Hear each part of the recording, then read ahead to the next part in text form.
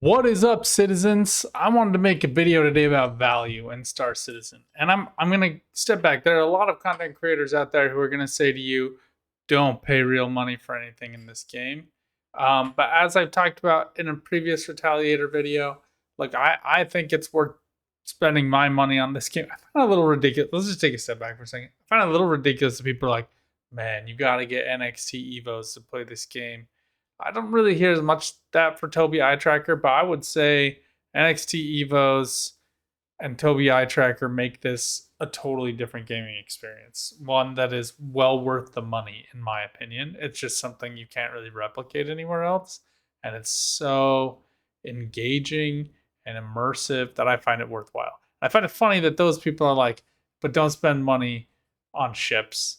Because like at some point you're like into this. I don't like granted you can use those things for a couple of other games, Microsoft Flight Simulator, I guess, not Elite Dangerous. Just, no.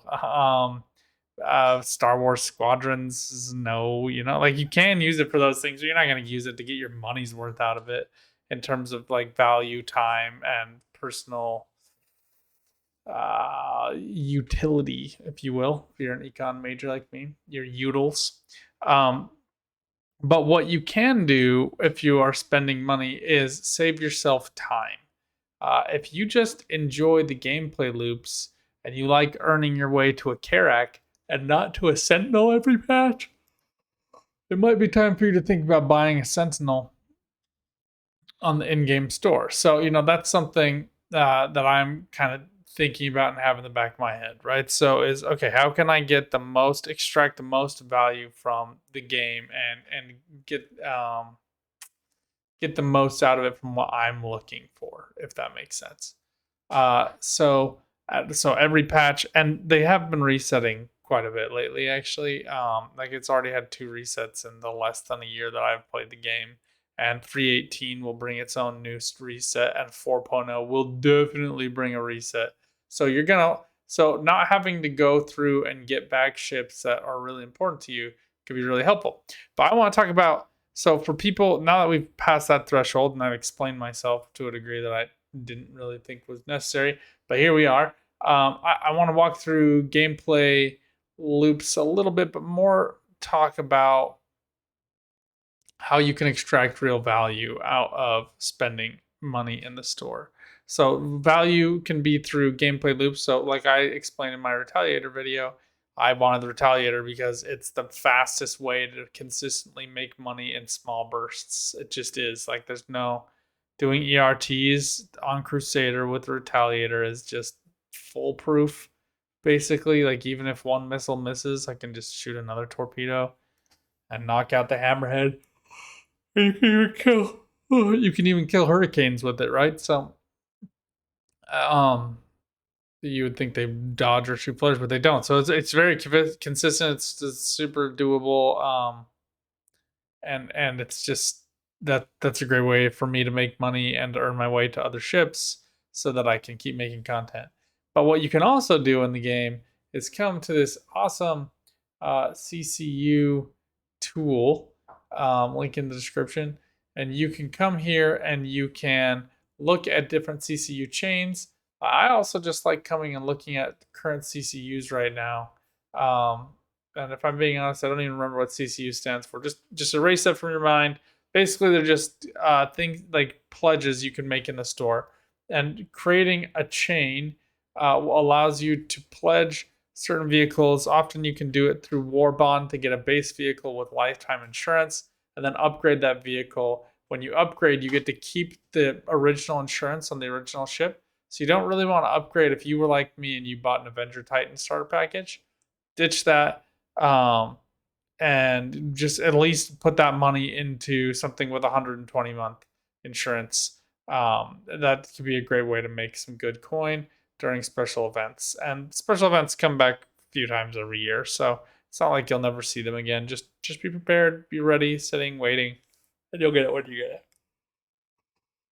Okay, so let's talk through what are some. So what I like to do when there's this big event is to come over to the CCUs, look at the time limited options, and then you can also look at War Bond options just to see like what's currently available on Warbond right now. It's just the C8R. Today is the Cyclone MT, and then the Corsair. So the Corsair and the C8R are both available. Granted, the Corsair is actually a really good Warbond value right now, and that you can save $25 from buying it on Warbond. And what you can do through a chain is basically buy up to a $220 vehicle and then spend $5 to get that $25 savings. So, that's a good way for you to extract value from the game.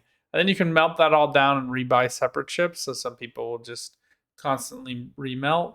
Or you could try to retain your lifetime insurance. For me, honestly, like, although this is a good deal and a good way to like get money out of the game, the Corsair is so meh that I'm not interested.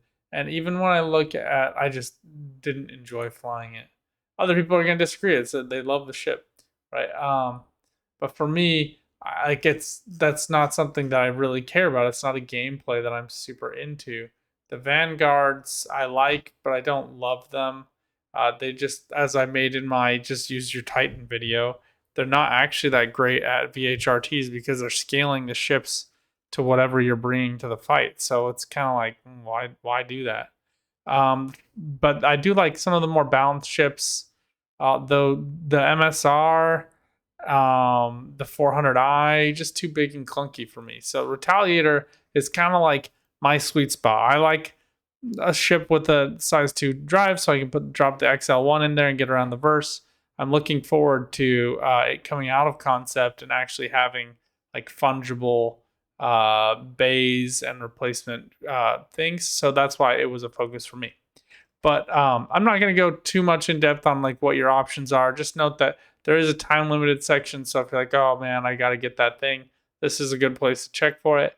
But I'm not going to focus too much energy on that. What I want to talk about are your loanership matrices. So this is something that I don't think I didn't know about this at all. Okay, so there are a few things that are part of the loaners. What I did know is that if you bought a C1, you get a Drake Cuddy Black, right? So like if there's a concept ship that's not in game, you pay, you get it at good value, you wait for them to upgrade it. It's going to go up in price every time. They often add features to the ships later on.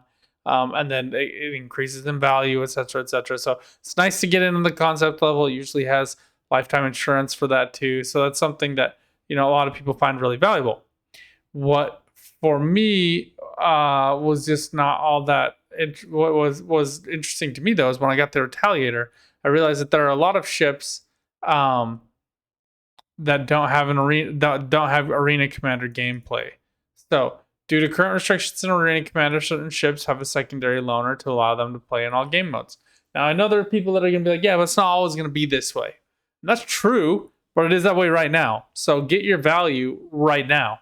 And let me walk you through some of these examples. So concept ships have 1-to-1s. Presence of a valid game package is required for loaners to be granted to an account. Obviously, you have to be able to play the game. If a new ship becomes flight ready and is a better substitute, the loaner will be updated. So this also can be if a ship encounters too many glitches and they have to remove it. I think that there's like a list. Reliant Core right now has a bunch of issues. The Cartual doesn't park, so you can ask to have a Talon instead. And then the Saber Raven will temporarily have access to a regular Saber.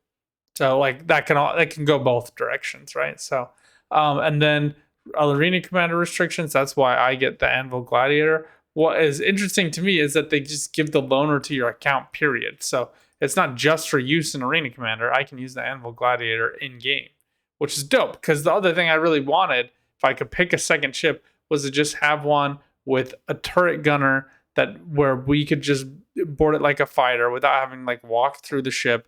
Just hop in, get out, fly, shoot some stuff, and fly back home, or maybe just like log off, right? I don't even care about a bed. I don't care. I just want to get on with somebody, like with my spouse, or just want to load into the same station where we have our beds, and go out and shoot some stuff. And honestly, as Crusader, I log into her account, fly to Grim Hex, and then we just spawn in the same place, so we can just get in a ship, fly around for 15 minutes, and it's kind of a nice moment.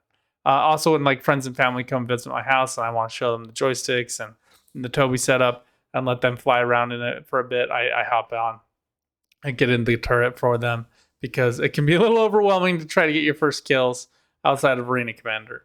Often I just drop them in Arena Commander, but if they want to play with me, then we do the other thing. Anyway, so that was the thing I wanted. So for me, it was like insane value that I was getting out of it, right? So I'll make a separate video where I'm going to break down the best ships in terms of AEUC value, but this is going to factor into it. And I really wanted to walk through how this worked for people who just had no idea, like me.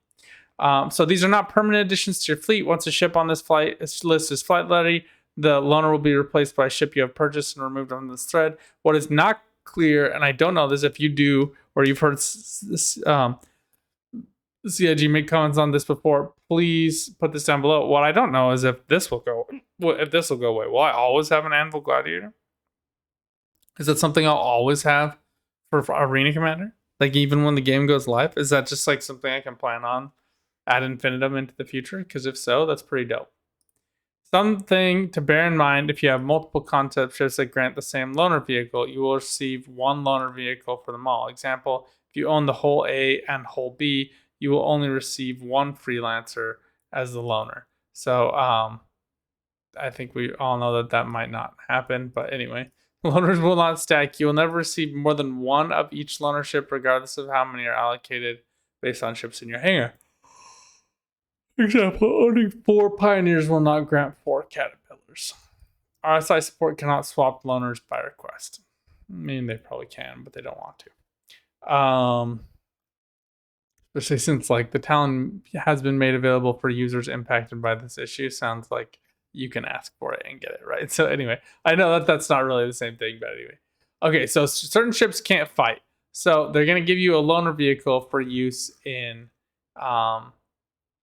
Arena Commander. So let's walk through just what some of those might be, right? So first and foremost, we already know one, which is the Retaliator is going to give us the Gladiator. Why is my mouse just like missing? There it is. Okay, gets you the Gladiator.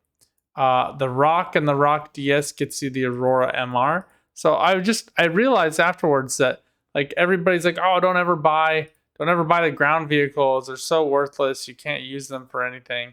That's not actually true. You also get an Aurora MR with the Rock. Just kind of interesting. So these ones, you can see the Reliant variants now give you Nomad right now. Saber Raven gives you Saber. So the yellow one, or the red one's always there.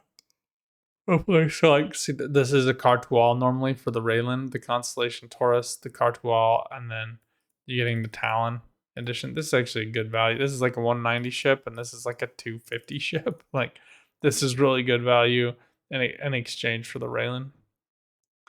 I think the Raylan is like 250 too. So I have to double check that. Cyclones for the Rangers. The Deemer gives you an arrow. For Arena Commander, I guess, because the Deemer is, even though they have a lot of pirate controlled weapons, you still get an arrow. So that's kind of dope, I guess. Retaliator's Gladiator. Let's just start at the top. So 400i is going to give you a 325A. 600 series will give you a 325A. And then the Explorer also comes with a Cyclone, so that this is a little, same with the 890 jump. This is like the loaner isn't a great description here. These are part of the package. So when you buy these ships, you're getting the other vehicles to put inside. Like for the Apollo, not in game, only in concept, it's getting replaced by the Cutlass Red. But for the Carrack and the 890, you're getting these other ships that can go into your hangar. And then you're also able to use these because they're loaner vehicles. You can use them in Arena Commander because they're part of your account, and they'll show up as part of your account. They'll show up as a loaner vehicle in your account. In fact, let's just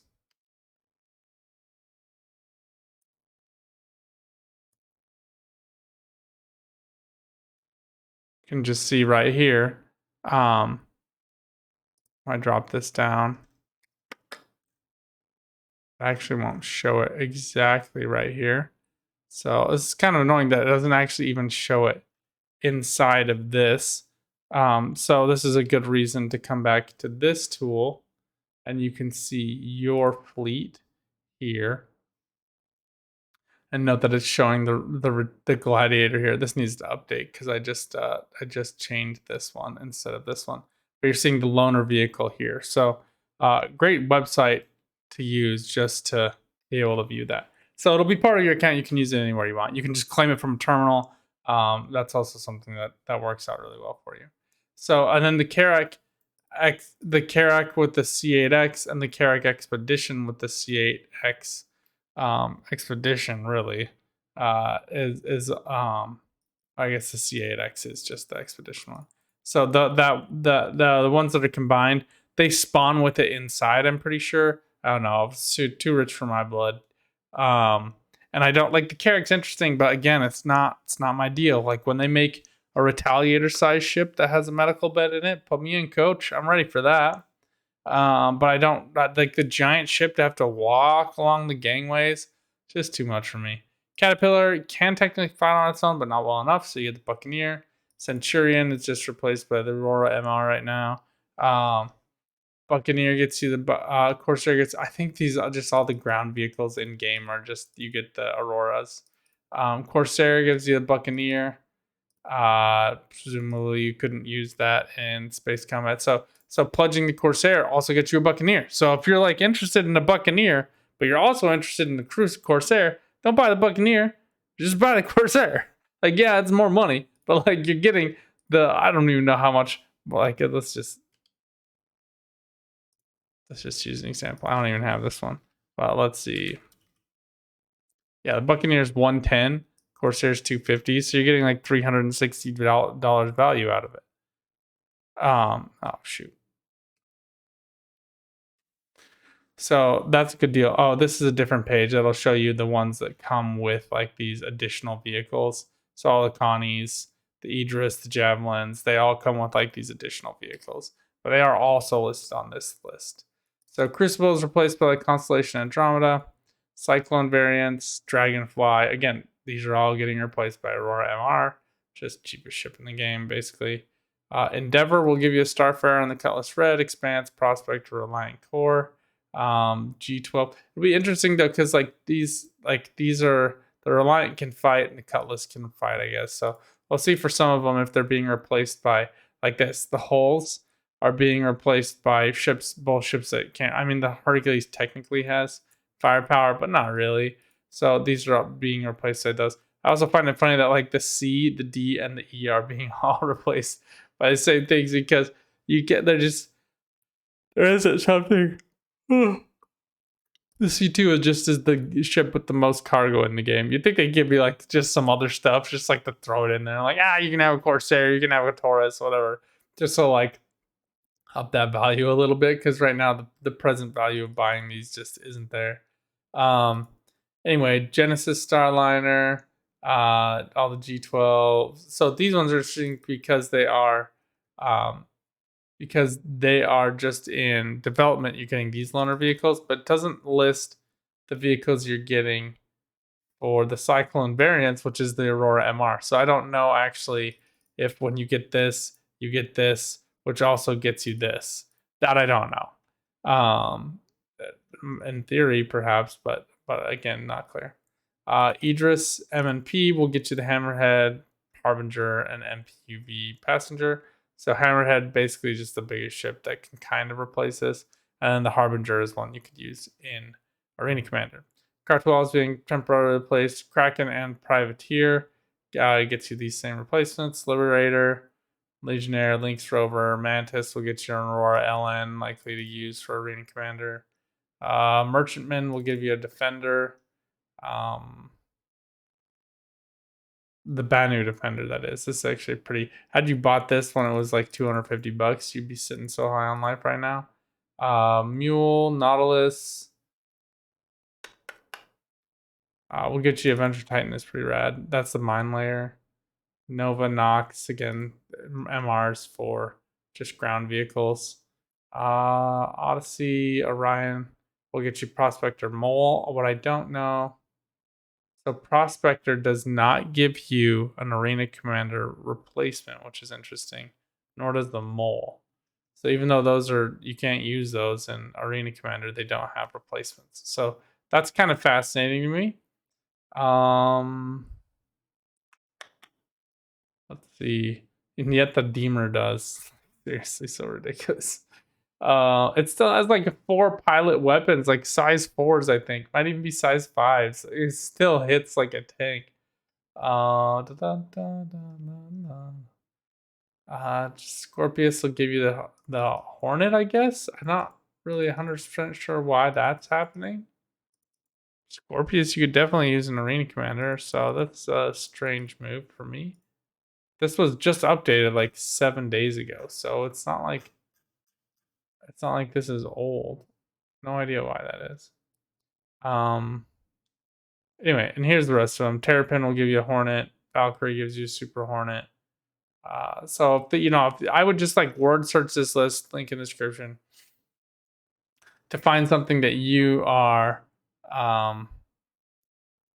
find something that you can maybe get more value out of. Be like, I want this thing and this thing. Just come on here and search for one of those ships. Looks like Super Hornet is a recurring friend on here. Buccaneers recurring friend on here. I think Vulture is a great deal for a Prospector and a Buccaneer. Prospector is a $155 ship and a Buccaneer is $110. So I would say Vulture right now, excellent value. That's just me though. And when it comes to the game, it's gonna have like a really fun gameplay mechanic that we haven't really seen yet, right? So I think it'll probably be worth it. But you do with that what you will.